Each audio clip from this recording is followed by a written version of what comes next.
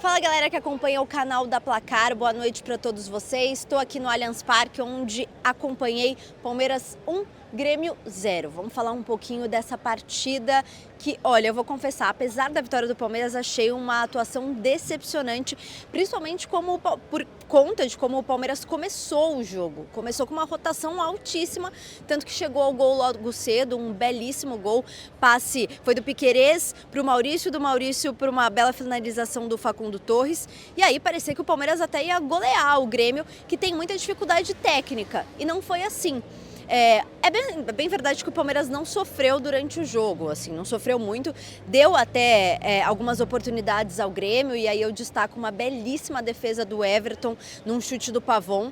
Aliás, o Everton foi um dos destaques desse jogo e é importante que ele seja destaque, até porque tem sido muito criticado pela torcida do Palmeiras, principalmente depois da falha no jogo em que eliminou o Verdão da Copa do Mundo de Clubes contra o Chelsea. Então, destaco a partida do Everton.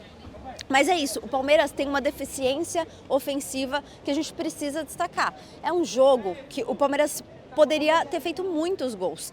Teve a posse de bola, teve espaço para trabalhar a bola, teve oportunidades de cruzamentos, de contra-ataques e não aproveitou. O Palmeiras não é um time letal e é um ponto que é preciso corrigir, principalmente pensando na sequência da temporada. Hoje o Palmeiras conseguiu a vitória, mas, por exemplo, no fim do jogo poderia ter tomado o empate.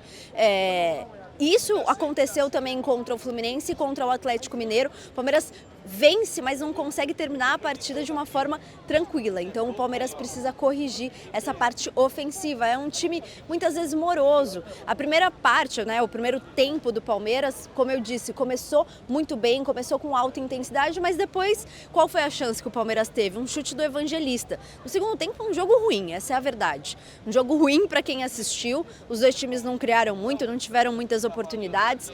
Destaco a chance do Vitor Roque, que tem muita força física, foi ali para um jogo de corpo, ele que consegue proteger a bola muito bem. Mas foi isso. E o Palmeiras teve oportunidades de contra-ataque, de matar a jogada, de matar, aliás, o jogo e não conseguiu. Enfim. Apesar de todas essas questões que eu disse que o Palmeiras precisa realmente corrigir, principalmente pensando no que vem pela frente, a gente tem oitavas de final da Copa do Brasil contra o arquirrival Corinthians, tem também sequência de Libertadores, e para esses grandes jogos, principalmente pensando em mata-mata, você não pode perder oportunidades, senão muitas vezes a classificação acaba escapando pela mão e o time acaba ficando pelo caminho. O Palmeiras precisa corrigir isso com uma certa urgência. Enfim, o resultado pelo menos foi bom para o Palmeiras, que embala uma sequência de 3 vitórias consecutivas no Campeonato Brasileiro e segue a perseguição à liderança do Brasileirão. Já o Grêmio é impressionante, né? O Grêmio não consegue fazer bons jogos, hoje mais uma vez, assim, muito frágil, um time que tecnicamente peca muito. No primeiro tempo, principalmente, um time que não consegue trocar muitos passes, né? E tá numa situação muito complicada no Campeonato Brasileiro.